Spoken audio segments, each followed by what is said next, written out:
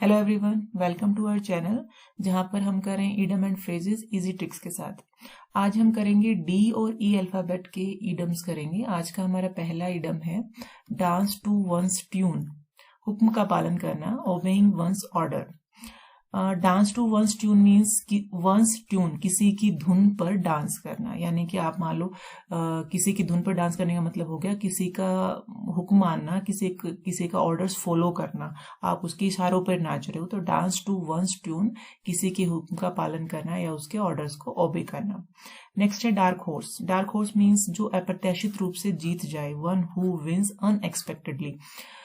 जैसे कि मान लो चुनाव हो रहे हैं और चुनाव में बहुत सारे जाने माने नेता भी भाग ले रहे हैं और एक ऐसा उम्मीदवार भी है जिसको कोई नहीं जानते, किसी भी नॉन पार्टी से नहीं है वो, लेकिन जब रिजल्ट आता है तो वही उम्मीदवार जीत जाता है जो ना किसी पार्टी से था ना जिसको ज्यादा लोग जानते थे। तो उस उम्मीदवार को हम क्या कहेंगे? Dark horse. यानी कि जिसकी कोई उम्मीद ही नहीं कर रहा था जीतने की और वो जीत जाए, यानी कि अनएक्सपेक्टेडली कुछ हो जाए, तो उस उम्मीदवार को हम कहेंगे डार्क हॉर्स।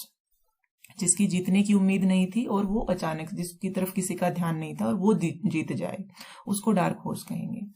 नेक्स्ट है dead letter. Dead letter means कानून जो कभी लागू था लेकिन अब लागू नहीं है। ए लॉ और ordinance that no longer enforced.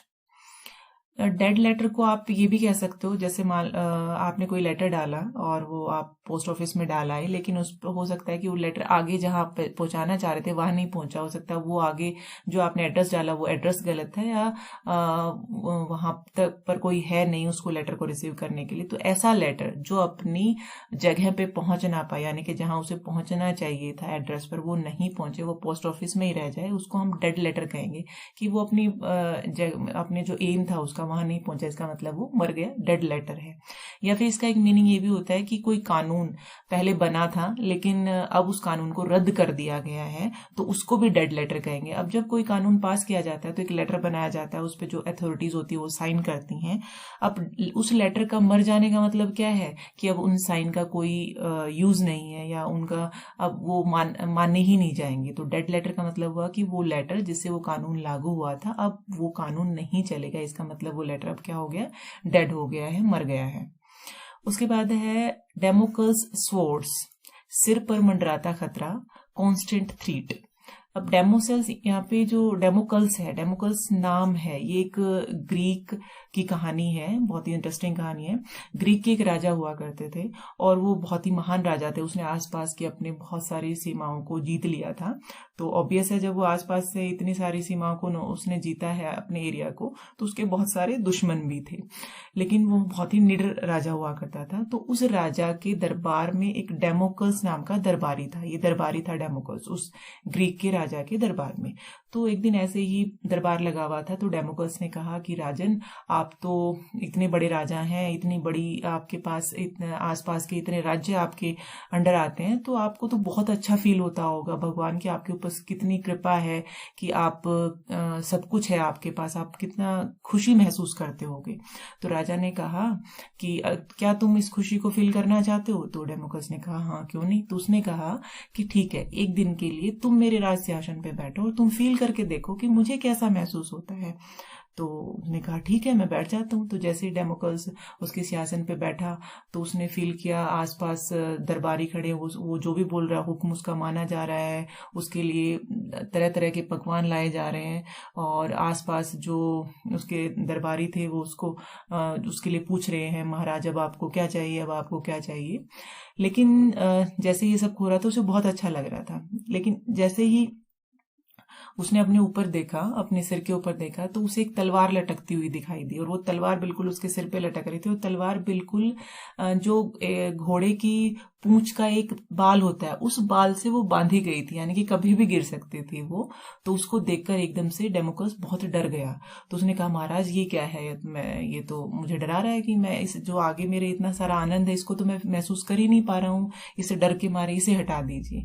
तो राजा ने कहा नहीं डेमोकल्स, मेरी जो तुम जो वास्तव में जो मेरी जिंदगी है वो ऐसी ही है। ये जो ऊपर तलवार लटक रही है ये क्या मुझे बता रही है? ये बता रही है कि जो मैंने ये आसपास के राज्य जीते मिलते हैं तो मेरे दुश्मन भी उतने ही ज्यादा है। तो उनको रिप्रेजेंट कर रही है ये तलवार की वो दुश्मनी या वो डर हमेशा मेरे सिर पर बना रहता है कि कभी भी कोई भी राजा या कोई भी आसपास का गुप्तचर आकर मुझे मार सकता है। यानी मेरे इतने दुश्मन हो रखे हैं कि मुझे वो डर भी उसको डर को साथ लेकर जीना पड़ रहा है। तो डेमोकस स्वॉर्ड यानी कि डेमोकस की तलवार, ये उसकी तलवार की कहानी है कि राजा का जो जीवन है वो हमें दिखाई देता है कि वो भोग विलास से जी रहा है, लेकिन साथ में उसको डर भी रहता है कि कभी भी कोई शत्रु हो सकता है, उसके दरबार में ही कोई उसका दुश्मन हो जो उसको मारने की षड्यंत्र रच रहा हो। तो उस कहानी से ये इडम लिया गया है डेमोकस स्वॉर्ड, यानी कि सिर पर मंडराता खतरा, यानी कि ऐसा खतरा जो हमेशा उसके साथ रहता है, हमेशा उसको डराता रहता है कि कुछ भी हो सकता है। नेक्स्ट है डाई ए डॉग्स डेथ, लज्जाजनक मौत मरना, to die a shameful death. बिल्कुल इजी है, ये तो हम अपनी आम भाषा में भी यूज करते हैं कि जैसे मान लो हमें कोई हमारे साथ कोई गलत करता है, हम गुस्से में क्या कहते हैं, कुत्ते की मौत मरेगा तू। तो यानी कि कुत्ते की मौत मरना एक लज्जाजनक बात है, एक शेमफुल डेथ मानी जाती है कुत्ते की मौत। नेक्स्ट है डाई इन हार्नेस। डाई इन हार्नेस होता है अपनी कार्यविधि विधि के दौरान ही मृत्यु होना। डाई वाइल इन सर्विस, यानी कि कोई आदमी जब सर्विस गवर्नमेंट जॉब कर रहा है या अपनी सर्विस जो भी वो जॉब कर रहा है उस जॉब के दौरान मरना, यानी कि बिफोर रिटायरमेंट मरना, उसको कहेंगे डाई इन हार्नेस। नेक्स्ट है डॉग इन द मैंजर, जो दूसरों को उस सुख का भोग करने नहीं देता जो उसके किसी काम का नहीं है। Person who prevents others from enjoying what he can not. Manger, manger होता है जो चरनी जिसको हम बोलते हैं। चरनी होता है जैसे घास का एक मैदान हो गया जहां पर जो पशु हैं वो चरने के लिए आएंगे, यानी कि ऐसा स्थान जहां पर पशुओं का खाना होता है, पशुओं का चारा होता है, उसको चरनी बोलते हैं। तो डॉग इन द चरनी एक्चुअली ये एक बच्चों की कहानी है छोटी सी। इसमें क्या था कि एक कुत्ता था, उसने देखा कि कहीं पर एक घास का ढेर पड़ा हुआ है, वो दोपहर को आराम करने के लिए वहां चला गया। तो वो घास का जो ढेर था वो किसी बैल का था। जैसे ही वो बैल आया अपने काम से दोपहर को तो उसने वो घास खाना चाहा तो डॉग खड़ा हो गया और उसे भौंकना शुरू कर दिया। अब वो जो घास है वो कुत्ते के किसी काम का नहीं है, क्योंकि कुत्ता तो मांस खाता है, वो घास नहीं खाएगा, लेकिन फिर भी वो उसको भी नहीं खाने दे रहा है। यानी कि कुत्ते के वो उसके कुछ किसी काम का नहीं है वो घास, और वो उसको खाने नहीं दे रहा। यानी कि हम यही कहेंगे कि जो a person who prevent other, यानी कि वो रोक रहा है दूसरों को इंजॉय करने से, जिसको खुद भी नहीं इंजॉय कर सकता। घास को वो खाकर खुद भी इंजॉय नहीं कर सकता डॉग, लेकिन वो बैल को भी नहीं खाने दे रहा है। तो डॉग इन मैंजर का मतलब है ऐसे लोग जो दूसरों को सुख नहीं भोगने देते, ऐसा सुख जो वो खुद भी नहीं भोग सकते या वो उसके किसी काम का ही नहीं है। नेक्स्ट है डोंकीज ईयर। डोंकीज ईयर होता है काफी समय बाद, a long time. Donkey's year ये भी एक स्टोरी है, इसके पीछे बहुत सारी स्टोरीज हैं। तो इनमें से एक छोटी सी स्टोरी ये है कि पुराने जमाने में जो शिप होते थे, शिप पे सामान को लादने के लिए कुछ लोगों का सहारा लिया जाता था।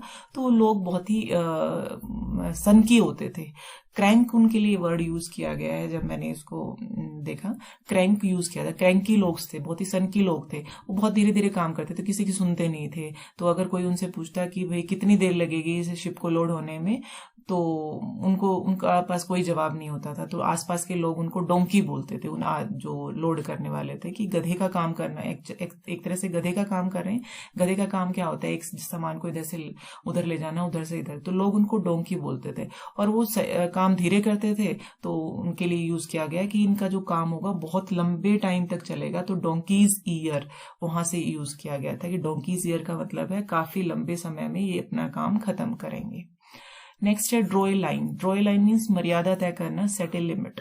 बिल्कुल सिंपल है, ड्रॉ ए लाइन, एक लाइन को ड्रॉ करना। जैसे मान लो मैंने ये लाइन एक ड्रॉ कर दी तो एक लिमिट बना दी। जैसे रामायण में हम सबने देखा है कि जब लक्ष्मण बाहर गए थे तो उन्होंने सीता माता के आगे एक लाइन ड्रॉ कर दी थी कि इसको पार मत करना, यानी कि एक मर्यादा या एक लिमिट तय कर दी कि इस लाइन को पार नहीं करना है। तो ड्रॉ ए लाइन का मतलब है एक लिमिट बता दी गई है कि इस लाइन से बाहर नहीं जाना, मर्यादा तय कर दी है। नेक्स्ट है डक इन ए थंडर स्टॉर्म, व्यथा में, इन ए पेनफुल कंडीशन। डक इन थंडरस्टॉर्म को आप कैसे याद कर सकते हो? डक को क्या चीज पसंद है? उसको तैरना पसंद है। मान लो बहुत बड़े तालाब में तैर रही है और अचानक से थंडरस्टॉर्म आ गई तो क्या होगी? उसकी कंडीशन कैसी होगी? पेनफुल कंडीशन होगी। स्टॉर्म में उसको हेल्प करने वाला कोई नहीं है, यानी कि वो व्यथा में आ जाएगी, नहीं पेनफुल कंडीशन में आ जाएगी। नेक्स्ट है eagle eyed. Eagle eyed means तेज नजर वाला, with keen eye sight. Eagle eyed, जैसे ईगल होती चील, बहुत ऊपर उड़ती है, बहुत हाइट पे उड़ती है और फिर भी वो अपने शिकार को जमीन पर ढूंढ लेती है। इसका मतलब उसकी आंखें बहुत तेज है कि इतनी हाइट से भी, इतनी ऊंचाई से भी वो अपने शिकार को देख लेती है। तो ईगल आइड हम उसको कहेंगे जिसकी नजर तेज हो। नेक्स्ट है ईट हम्बल पाई। शर्मिंदगी झेलना, टू एपोलाइज। अब इसको ईट हम्बल पाई को हम कैसे बोलेंगे? ये जो हम्बल पाई है ये एक्चुअली अंबल पाई से आया गया है। एच को अगर हम हटा दें तो अंबल पाई। अंबल पाई क्या है? खाने की चीज है जो, जैसे जो डियर का मांस है, हिरन के जो अंदर वाला मांस होता है उसको अंबल पाई बोला गया है। और ये जो खाना है ये बहुत ही लो क्लास फूड माना जाता था पहले। अंबल पाई को लो क्लास फूड माना जाता था। तो यानी कि लो क्लास फूड खाना क्या होगा? एक तरह से भी शर्मिंदगी झेलना होगा कि कोई अगर मान लो ये कहते कि आप क्या खा रहे हो, उसने कहा अंबल पाई खा रहे हैं, इसका मतलब क्या हुआ कि भाई उसके पास पैसे नहीं है, बहुत ही गरीब है।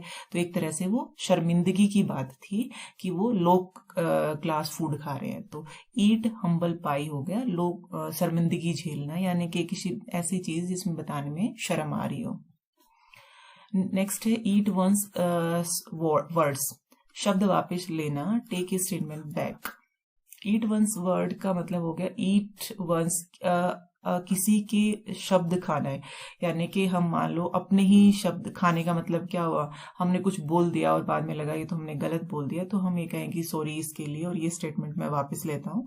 तो अपने ही शब्दों को खा लेना, अपने बोले गए शब्दों को वापस से अपने पास अपना स्टेटमेंट वापस ले लेना, उसको हम कहेंगे ईट वंस वर्ड, अपने ही वर्ड्स को खा लेना।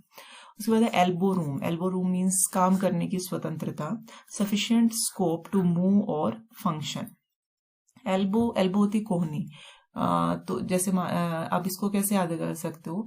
मान लो आपके पास एक रूम है और वो इतना इनफ रूम है कि आप अपनी कोहनी के आसपास की जो टेबल है उस पर आराम से इतनी एक आर्म की दूरी पर जो भी चीजें रखी है उनको आप यूज कर सकते हो, स्वतंत्रली उनको यूज कर सकते हो, कोई आपको रोकने वाला नहीं है। तो सफिशिएंट स्पेस है आपके पास मूव करने के लिए, अपनी एल्बो को मूव करने के लिए, सफिशिएंट स्कोप और स्पेस टू मूव और फंक्शन, यानी उसको कहेंगे हम एल्बो रूम। तो एल्बो रूम आप एक तरह से ऐसे याद कर सकते हो, अपने हाथ को घुमाकर आसपास जो भी स्पेस है आपका वो आपका ही स्पेस है, उस रूम में आप अपना इजिली काम कर सकते हो, उसको बोलेंगे हम एल्बो रूम, किसी काम को करने की स्वतंत्रता। नेक्स्ट है एंड इन स्मोक। कोई परिणाम न निकलना, come to nothing. And in scope का एंड इन स्मोक का मतलब क्या होगा? जैसे मान लो कोई पुलिस है और किसी मिस्ट्री को सुलझा रही है, और उस मिस्ट्री को सुलझा, जैसे उनको क्लू मिला वो और आगे चले, उनको दूसरा क्लू मिला और आगे चले, लेकिन लास्ट में उनको कोई किसी एम पर नहीं पहुंचे, वो स्मोक में यानी कि धुंधलेपन में ही उनकी जो स्टोरी है वो खत्म हो गई, यानी कि उनको कोई भी उस समस्या का निचोड़ नहीं मिला कि इस एक्चुअल में इसके पीछे कौन था। तो एंड इन स्मोक यानी कि धुएं में ही खत्म हो गया, क्लियरली कुछ भी नहीं दिखाई दिया। धुएं के अंदर वो चलते जा रहे थे क्लू को लेकर, जिनको साफ साफ नहीं दिखाई दे रहा था, उम्मीद कर रहे थे कि एट द एंड उनको सारी चीजें क्लियर दिखाई देंगी, वो पूरी कहानी का निचोड़ निकल आएगा, लेकिन एंड इन द स्मोक धुएं में ही एंड हो गया, साफ साफ उनको कुछ नहीं दिखाई दिया, कोई परिणाम नहीं निकला। नेक्स्ट है एस्केप वंस लिप्स। बोल जाना, स्पीक अनइंटेंशनली और अनएक्सपेक्टेडली कह सकते हैं।